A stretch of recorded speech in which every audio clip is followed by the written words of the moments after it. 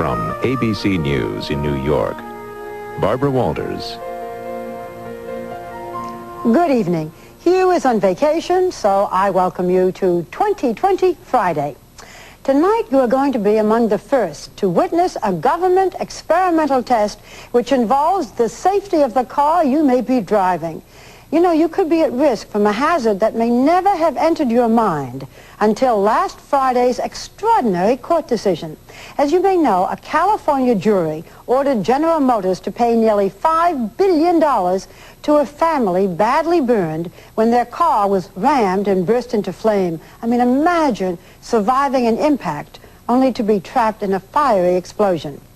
Well, the government has been experimenting with a new test to find out how gas tanks hold up in high-speed crashes. And tonight, you will see if your car passed the test.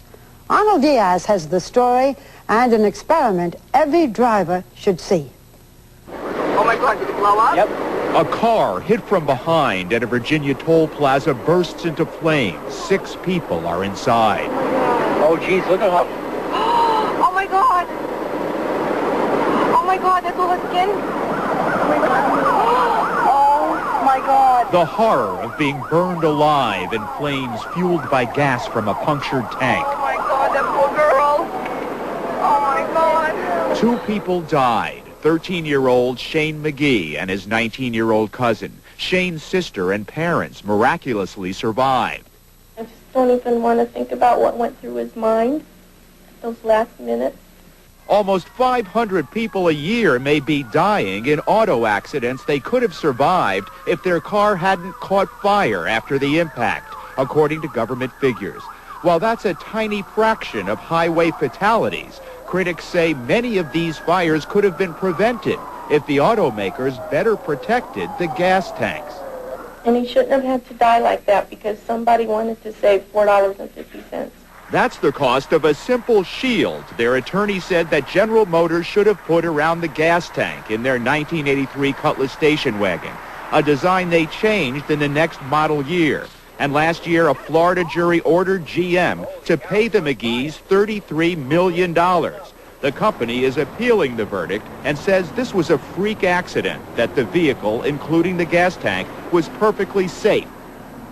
Then just last week, a bombshell verdict of nearly $5 billion against GM in yet another car fire case. You're sitting there and you hear $4.9 billion. You had to be floored. Arnold, I was not floored. I asked the jury to dock General Motors 2 weeks' pay. Attorney Brian Panish represented Patricia Anderson and her 4 children. They and a family friend were badly burned when their 1979 Chevy Malibu was hit from behind at between 50 and 70 miles an hour by a drunk driver and caught fire. How bad were the injuries from the accident? Just 2 broken femurs.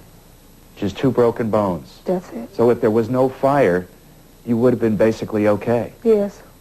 Her daughter Alicia, who was 5 years old at the time, lost most of her right hand and has had 60 surgeries, with many more to come. I feel pretty mad because it happened, but this is how I am, and I guess this is how I'm going to be. And you've learned to make the best of it? Yes. Their attorney argued the gas tank exploded because of a design defect. It was located less than 12 inches from the rear bumper. He says GM had done experimental tests like this, placing the gas tank further from the bumper over the rear axle, and there had been no gas leak, even at crash speeds of 50 to 60 miles an hour. General Motors knew that they could have a safer fuel system, but they chose not to do it consciously because it cost too much money, $8.59. Panish says GM figured it was cheaper to simply pay for lawsuits from fires. As this company memo shows, GM calculated the cost of fire-related deaths each year came to $2.40 a car. That's a lot less than the $8.59 another memo found it would cost to move the tank. That got a reaction from jurors. They're a corporation. They're in it to make money like everybody else. But, I mean, when you start putting a value on life, of course, I mean, come on.